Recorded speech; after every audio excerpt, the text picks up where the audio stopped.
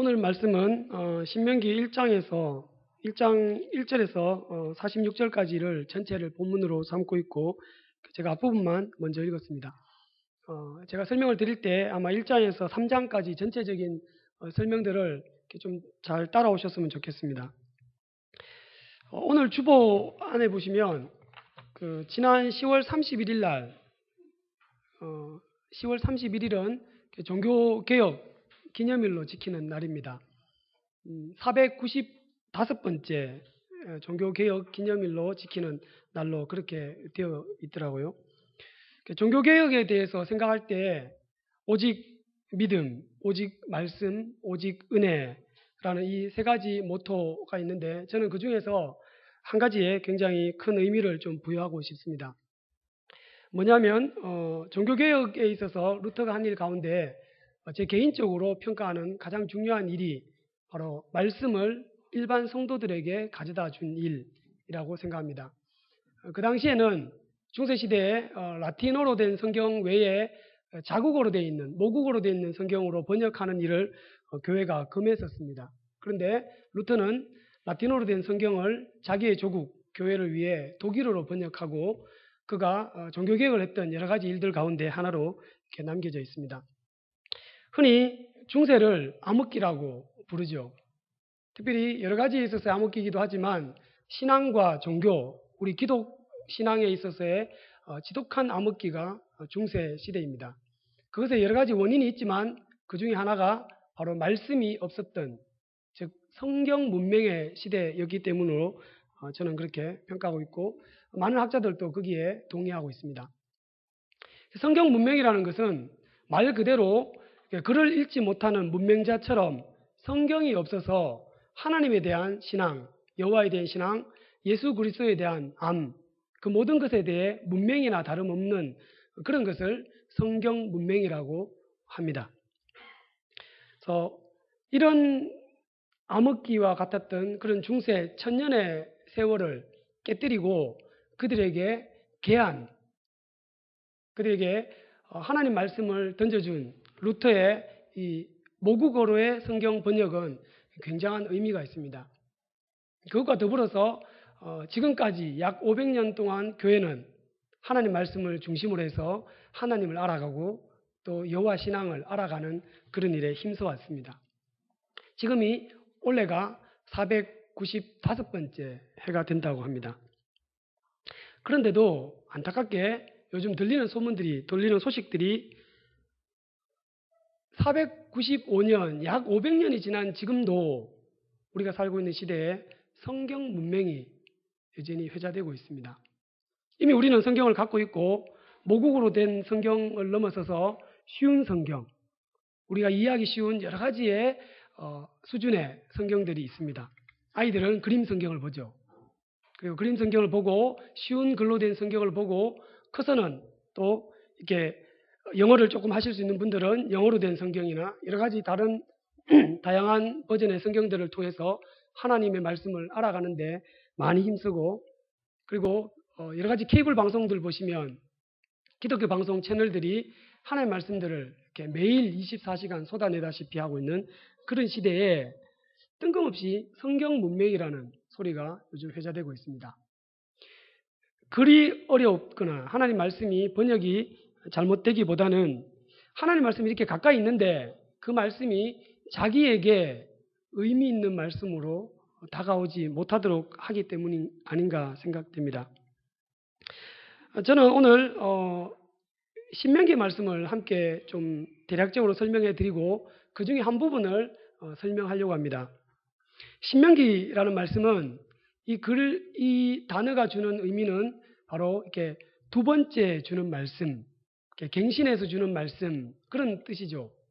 그래서 신명기는 특히 앞부분에서 출애굽기나 레위기, 민수기에서 언급했던 여러 가지 하나님 말씀에 대한 것들을 다시 한 번 더 마치 갱신하듯이 일러주는 그런 말씀입니다. 그런데 뚜렷한 차이가 있습니다. 앞부분에는 하나님께서 모세를 통해 자기 백성에게 하나님 말씀을 전해주셨습니다. 근데 신명기를 자세히 보시면 계속해서 모세가 자기 백성 이스라엘 사람들에게 권면하고 잘 타이르고 때로는 강력하게 이렇게 말을 하는 그런 말씀으로 되어 있습니다.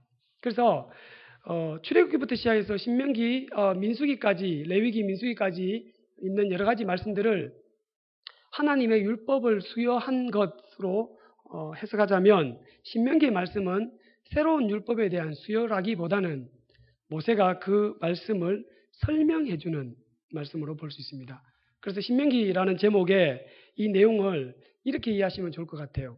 앞에서 하나님께서 주신 말씀에 대한 모세의 해석, 설명, 권면, 마지막 모세의 설교라고 이해하시면 될 것입니다. 그래서 이 신명기의 구조를 잘 보시면 1장부터 3장까지는 과거에 대한 회상이 나옵니다. 오늘 우리가 우리 교회가 매일 성경을 통해서 이렇게 말씀 묵상을 하는 교회지 않습니까? 오늘 본문이 2장 25절까지 해서 과거 회상의 한 부분을 이렇게 설명하고 있습니다. 3장까지 다 설명한 다음에 4장 1절에 가시면 이렇게 시작합니다. 이스라엘아, 이제 내가 너희에게 가르치는 규례와 법도를 듣고 준행하라.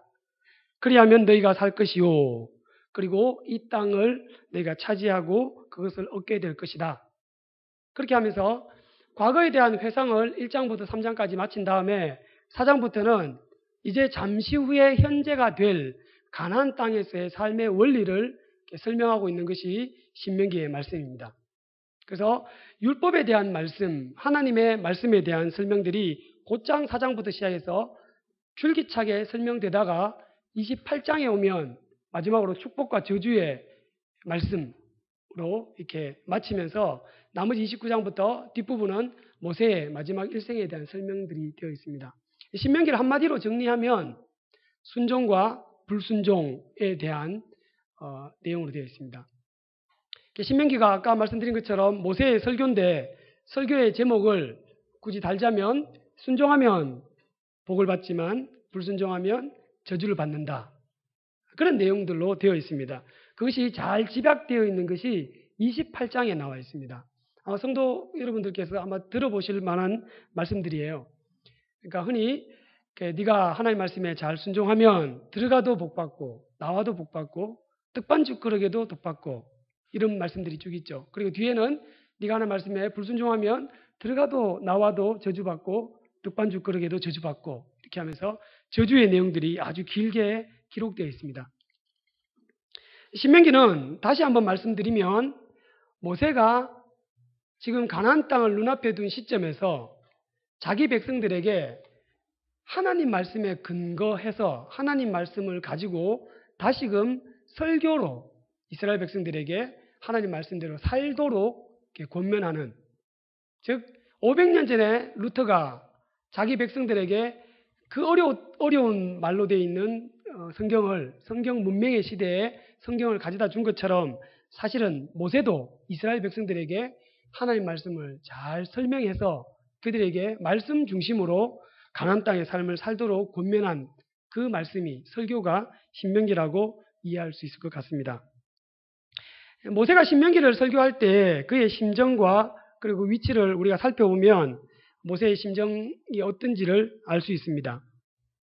오늘 방금 읽었던 신명기 1장 2절을 한번 보십시오. 제가 한번 다시 읽어드리겠습니다. 호렙산에서 세일산을 지나 가데스 바네아까지 10하루 길이었더라. 제가 지도를 하나 준비했는데요. 지도를 한번 띄워주시겠습니까? 큰 지도 한번 부탁드리겠습니다. 다른 지도, 예. 잘 안 보이시죠? 대충 방향만 좀 짚어드리겠습니다. 지금 이 지도는 약간 눕혀져 있습니다. 원래는 세워져야 됩니다. 여기가 북쪽이고 이렇게 올라가야 되고요. 여기가 남쪽이고 이렇게 내려옵니다. 지금 모세가 설교하고 있는 이 지점이 어디냐면 여기 가나안 땅을 내다보고 있는 요쯤에서 이걸 보고 이렇게 설교를 하고 있는데 모세 신명기 1장 2절에 보시면 이 세일산이 요쯤에 있는데요. 가데스 바네아를 지나 세일산을 지나서 여기까지 오는데 11일 길이 걸렸다. 호렙산이 요쯤에 있는 시내산에 있습니다. 시내산에서 여기까지 오는데 11일 길입니다. 2주가 채 안 되는 길이죠. 11일이면 도착할 수 있는 길을 3절에 보십시오. 제40년 11월 1일 여기에 도착했다는 겁니다. 그러니까 11일 만에 올 수 있는 길을 40년이 걸려서 여기 와서 모세가 가나안 땅을 목전에 두고 이스라엘 백성들에게 하나님 말씀에 불순종한 결과가 얼마나 혹독하고 참혹한지, 그래서 가나안 땅에서 살 수 있는 유일한 방법은 하나님 말씀에 순종하는 것밖에 없음을 그가 사실은 애절하게 간절하게 목 놓아 설교하고 있는 내용들이 이 신명기의 말씀입니다.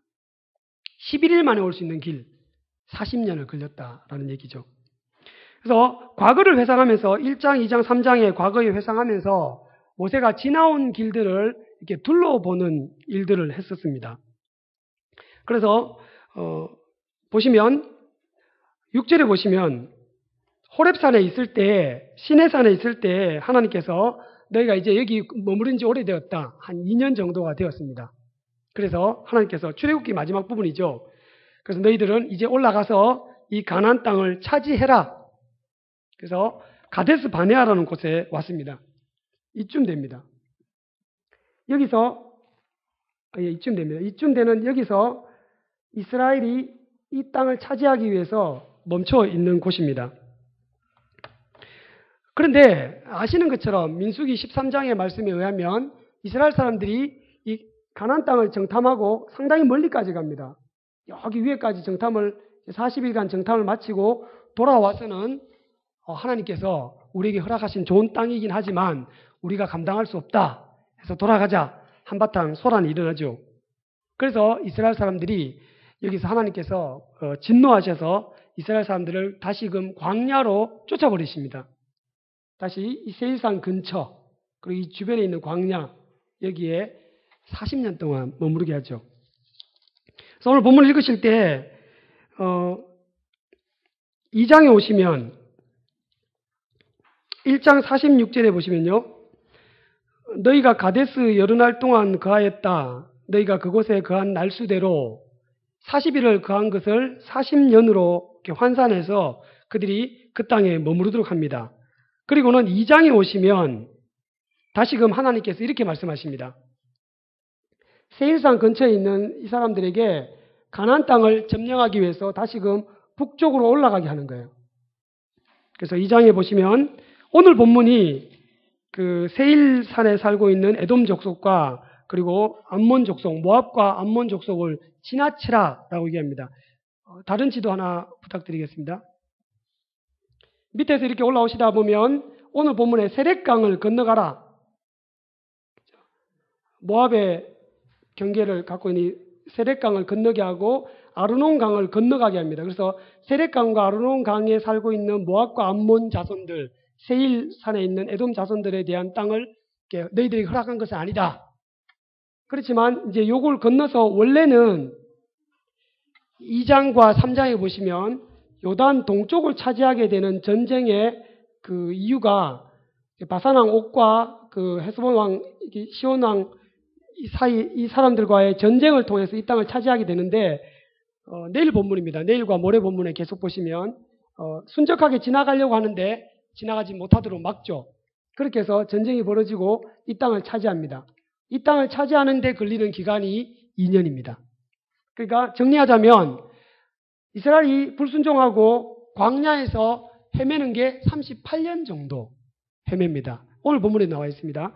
그리고는 하나님께서 38년 동안 그들을 머무르게 한 이유가 뭐냐면 그들을 모두 죽이기 위함이다 라고 얘기합니다. 2장 14절 보십시오.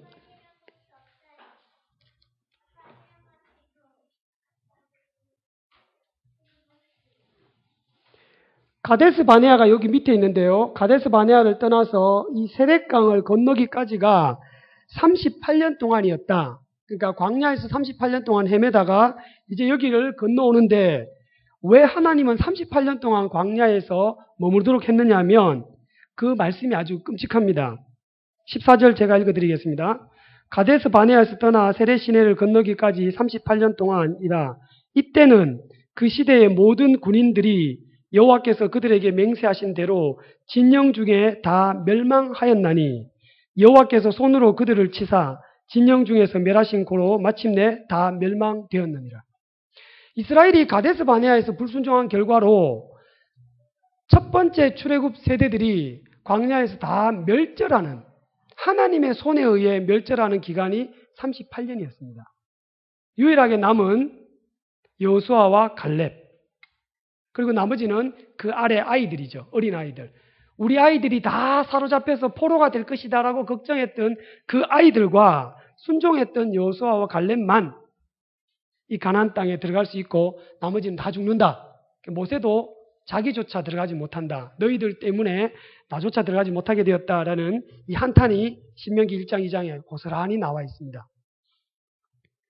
이제 다시 한번 말씀을 이렇게 다시 들어와 보겠습니다. 1장부터 3장까지의 이 과거에 대한 회상, 이 회상을 통해서 모세가 지금 자기의 백성들에게 설교처럼 마지막 설교, 그리고 사실은 유언에 가깝죠. 굉장히 긴 유언을 설교의 말씀을 담아서 앞서 하나님께서 주셨던 말씀, 십계명과 율법에 관한 말씀을 자기가 설명하면서 이 자기 백성들에게 던지는 이 말씀은 굉장히 안타까움이 묻어나 있습니다. 그것을 모세가 1장, 2장, 3장의 과거에 대한 회상을 통해서 지금 설명하고 있습니다. 과거에 대한 회상을 통해서 모세가 하는 이야기 중에 하나를 오늘 말씀을 통해서 함께 살펴보려고 합니다. 오늘 제목은 제가 이렇게 들어봤습니다. 망각은 다시 포로가 되게 한다. 왜 하나님께서 모세가 이스라엘 백성들에게 여호와의 말씀을 갖고 권면하는데 1장, 2장, 3장을 과거에 대한 회상으로 시작하느냐? 여러 가지 이유가 있습니다. 저는 모세가 이 과거에 대한 회상을 통해서 이스라엘 사람들에게 다시는 그 과거처럼 그런 실수와 잘못을 하지 않도록, 반복하지 않도록 하기 위해서라고 생각합니다. 1장에 보시면 모세가 과거에 대한 회상의 일부를 말씀하는 가운데서 이런 말씀이 있습니다. 6절부터 8절까지 보시면 40년 전을 회상하는 겁니다. 40년 전에 시내산 호렙산에서 하나님께서 이제 말씀하셨다. 올라가서 그 땅을 차지하라. 그래서 8절에 보시면 하나님께서 주신 땅을 너희 앞에 있으니 들어가서 얻을지라. 9절부터 18절까지는 이렇게 여러 재판관들을 세우는 이야기들이 있습니다. 그 이야기는 잠깐 생략하겠습니다. 19절에 보니까 이 사람들이 한 첫 번째 반응이 있습니다. 그게 뭐냐면 우리에게 정탐꾼을 좀 먼저 보냈으면 좋겠습니다. 이 사건을 이해하시기 위해서는 민수기 13장을 잘 참조해 보셨으면 좋겠습니다. 정탐꾼을 각 지파마다 대표로 뽑아서 아까 지도에서 보여드린 그곳으로 이 이스라엘 땅을 속속들이 정탐합니다. 이 가나안 땅의 땅덩어리가 그렇게 크지 않는 걸로 알고 있습니다. 단에서 브엘세바까지 소위 우리나라로 말하면 백두에서 한라까지 되는 이 길이를 아주 최대한 잡아도 200km 정도라고 합니다. 경상남북도를 합친 것보다 약간 작은 그 정도 규모가 이스라엘 땅입니다. 실제로 마음만 먹으면 위에서 아래로 이렇게 한번 걷는데 일주일이 채 걸리지 않는 굉장히 짧은 거리를 각 지파의 대표들을 뽑아서 40일 동안 구석구석 낱낱이 정탐하게 합니다.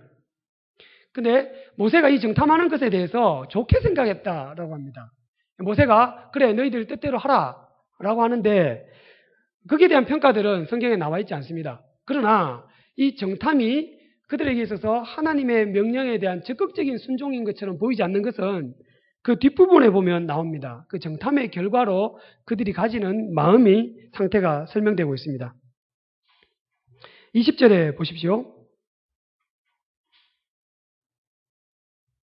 죄송합니다. 22절부터 23절까지 이제 정탐꾼을 보내는데요. 24절에 그들이 앞으로 가서 산지에 올라 에스골 골짜기에 이르고 그곳을 정탐하고 그 땅의 과실을 보고 이렇게 얘기합니다. 이 땅이 참 좋다. 26절에 보십시오. 그러나 너희는 올라가기를 즐겨하지 않고 너희 하나님 여호와의 명령을 거역했다. 27절에 장막 중에서 원망하였다.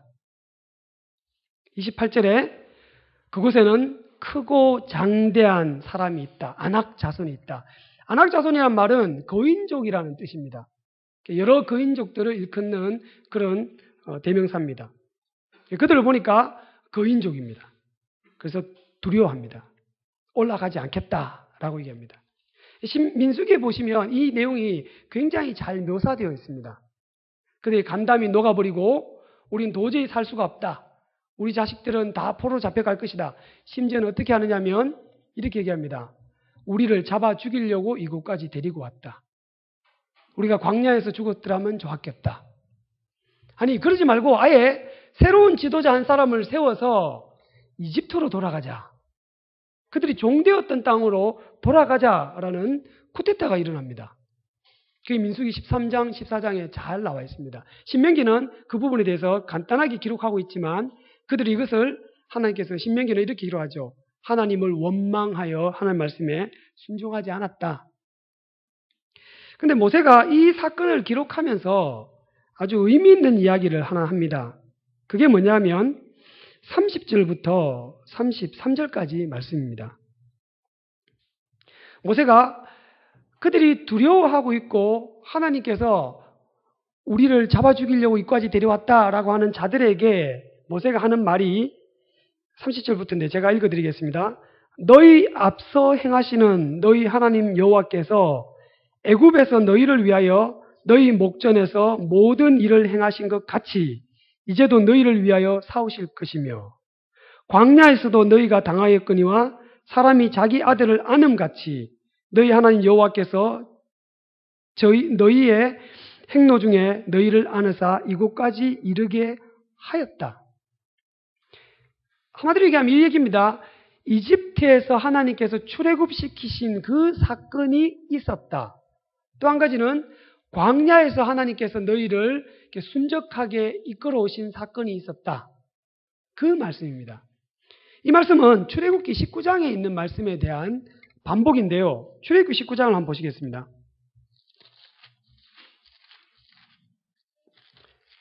출애굽기 19장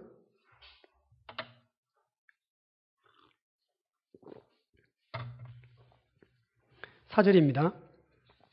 출애굽기 19장은 이스라엘 사람들이 모세를 통해서 출애굽하고 난 뒤에 그들이 3개월 만에 가나안 땅, 시내산에서 말하는 출발지인 호렙산에 도착합니다. 이집트에서 떠나서 시내산, 호렙산에 도착하는데 그 도착하고 난 뒤에 그 여정을 설명하는 말이 19장 4절에 나와 있습니다. 내가 애굽 사람에게 어떻게 행하였는 것과 내가 어떻게 독수리의 날개로 너희를 업어 내게로 인도하였는지를 너희가 보았다. 여기서 지금 내가 애굽 사람에게 행한 것이라는 것은 출애굽기 1장에서 15장까지 나오는 소위 10가지 재앙을 위시한 하나님께서 이스라엘 사람들을 구원해 가시는 그 사건들을 얘기합니다. 이스라엘 사람들이 3개월 전에 있었던 사건들을 지금 회상시킵니다. 또 한 가지는 독수리 날개로 업어서 이곳까지 데리고 왔다라는 말은 16장부터 18장까지 있는 광야에서 만났던 3가지 사건들. 광야에 썩은 물, 마라를 생수로 바꾸어서 물을 공급하신 사건. 그리고 배가 고파서 먹을 게 없을 때 만나와 메추라기로 먹이신 사건. 그리고 르비딤에서 아말렉과의 전투 속에 하나님께서 승리하게 하신 여호와 니시 사건. 이것이 16장, 17장, 18장에 있는 사건입니다. 이 광야에서 이스라엘이 원망하는데도 불구하고 하나님이 그들에게 벌 주시지 않고 하나님이 다 공급해 주시는 거예요.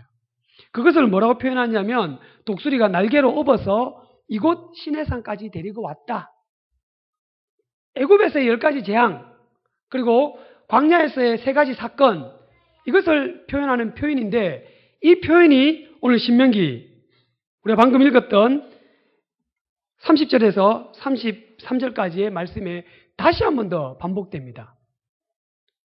가데스 바네아에서 그들이 가나안 땅을 하나님께 주셨는데 그 가나안 땅을 차지하기에 앞서 두려워하고 떨고 있을 때 뭐라고 얘기하냐면 너희들을 이곳까지 인도하신 분, 하나님께서 이집트 사람들과 이집트의 신들과 싸워서 너희를 구출한 사건을 기억하지 않느냐? 30절의 설명입니다. 31절에 광야에서 너희들이 당한 사건, 거기에 내가 출애굽 19장은 독수리가 날개로 업어라는 표현을, 신명기는 부모가 자식을 안음같이 라는 표현으로 바꿨을 뿐이지만 광야에서 있었던 세 가지 사건들을 다시금 연상하게 합니다. 이 가데스 바네아는 그들이 출애굽기 19장에서 모세로부터 들었던 말씀 사이에 2년이 채 지나지 않는 시간이었습니다. 그리고 그들은 시내산 자락에 있는 시내 광야에서 하나님의 장막을 짓고 모세를 통해 율법, 십계명의 말씀들을 수여받고 하나님의 나라가 어떻게 서야 되는지를 배우는 데 걸린 시간이 약 한 2년 정도예요.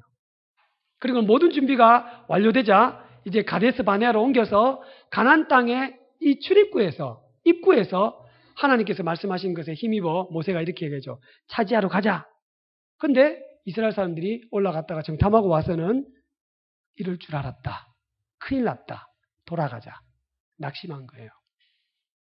거기에 대해서 모세가 하는 말이 이겁니다. 너희가 과거를 기억해라.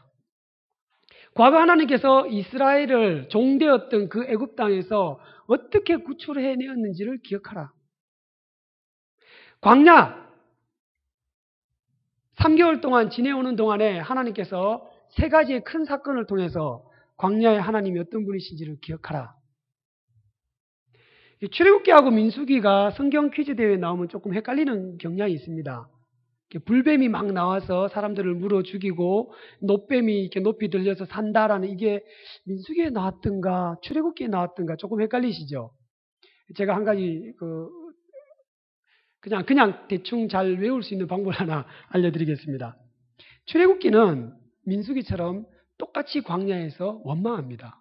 출애굽기 16, 17, 18장을 보시면 이 세 가지 사건을 만나는데 이스라엘 사람들이 원망해요. 민수기도 똑같이 원망합니다. 그런데 출애굽기는 하나님께서 벌 주지 않으세요. 출애굽기 광야 3개월 동안은 벌을 안 주십니다. 원망했음에도 불구하고 물도 주시고 만나와 메추라기도 주시고 전투에서 이기게 하십니다. 근데 민수기는 원망하면 다 죽여버리죠. 신명기에서 아까 앞부분에서 말씀드린 것처럼 불순종하는 이스라엘 사람들을 죽여가는 장소가 광야고 그 불순종하는 사람들을 한 사람도 남김없이 죽이는 사건이죠. 그게 다 민수기에 잘 기록되어 있습니다.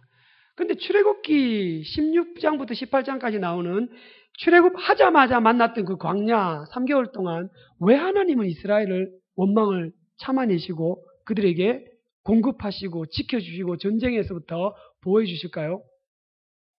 그 이유는 간단합니다. 그들이 장차 가게 되는 땅은, 젖과 꿀이 흐르는 땅은 사실상 또 하나의 광야예요. 그들의 조상 아브라함이 바벨성을 떠나서 도착한 장소였던 그 광야죠. 이 광야에 도착하게 되면 하나님을 잘 의지하면 하나님께서 공급해 주신다.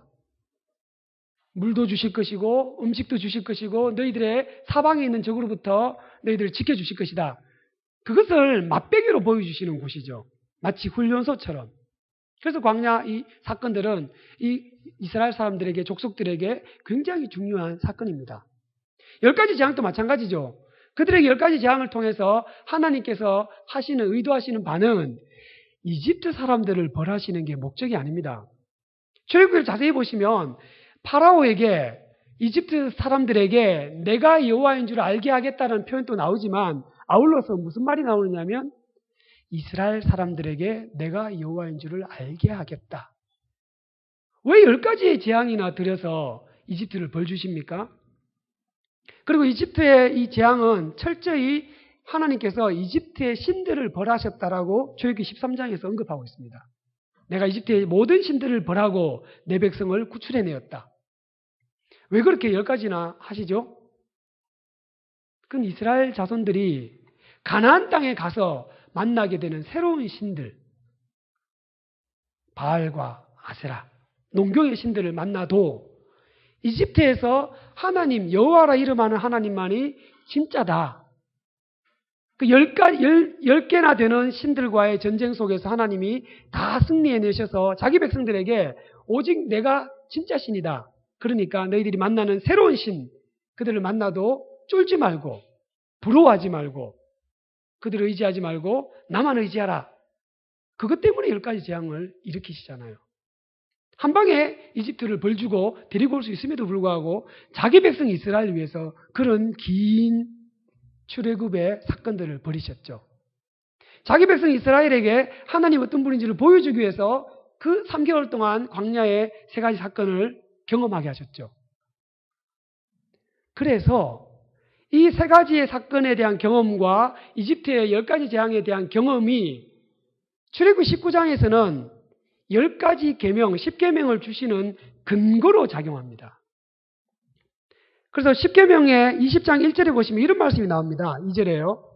나는 너희를 애굽 땅 종되었던 집에서 구출하여 낸 너희 하나님 여호와다. 그래서 나 외에 다른 신을 섬기지 마라. 10계명이 시작됩니다. 10계명 1부터 10까지를 읽으실 때 이렇게 읽으시면 좋을 것 같아요. 10계명의 서론이 20장 2절이거든요. 나는 너희를 애굽 땅 종되었던 그곳에서 구출해낸 너희 하나님 여호와다. 이게 서론입니다. 그래서 1계명을 지켜라. 또다시 서론으로 돌아갑니다. 나는 너를 종되었던 애굽 땅에서 너희를 구출해낸 하나님 여호와다. 그래서 자기를 위해 새긴 우상을 만들지 마라. 그래서 내 부모를 공경하라. 그래서 살인하지 말라. 이 얘기입니다. 10계명이 이 서론 부분이 빠지면 10계명은 그 자체로 율법주의로 전락합니다.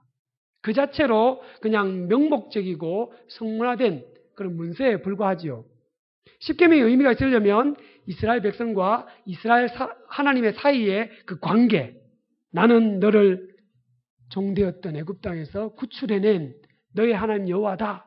그러니까 너희들은 10계명을 지켜서 율법을 지켜서 하나님의 말씀의 순종을 통해서 하나님 나라를 이루어가라, 세워가라. 그것이 10계명에 대한 얘기입니다. 19장에서 하나님이 그저 잘난 체 하시기 위해서 내가 너희에게 애굽 땅에서 행한 일을 기억해라.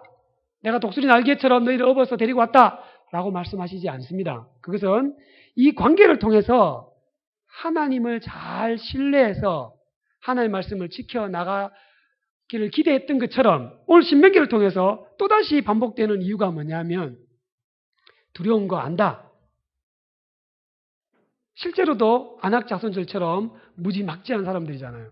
한번 생각해 보십시오. 400년 동안 산이 근처에 없어요. 평지를 살았어요. 400년 동안. 제가 대구에 살다가 부산에 왔을 때 굉장히 놀랐습니다. 산 위에 집들이 얼마나 많은지요. 그 집을 방문하기 위해서 걸어 올라가다 보면 장단지 아리배입니다. 부산 사람들 정말 대단한 것 같아요. 400년 동안 평지를 살다가 부산처럼 산 위에 집을 짓고 밑에서 집까지 걸어서 올라가는데 30분씩 오르락내리락 하는 사람들 보면 이스라엘 사람들이 우리는 그들 앞에서 메뚜기와 같다라고 생각할 수 있습니다. 객관적인 전력을 놓고 보면 이 산지거든요. 가데스 바네아 앞에 펼쳐져 있는 것은 광야고 산지입니다. 산 위에 집을 짓고 살고 산 위를 막 뛰어다니는 사람들 보면 굉장히 무섭죠. 전쟁할 엄두가 나지 않습니다. 그때 모세가 뭐라고 얘기합니까? 다시금 상기시킵니다. 이집트에서 하나님이 어떤 일을 행하셨는지를 기억하라. 광야에서 하나님이 어떤 일을 행하셨는지를 기억하라. 사실은 겉보기는 이제 여호수아서를 가보시면 여리고 정복 전쟁 직전에 라합을 만나는 사건들 기억나시죠? 거기 보면 하나님께서 이스라엘을 위해서 펼쳐주신 사건이 이미 그 근처에 소문이 다 났습니다.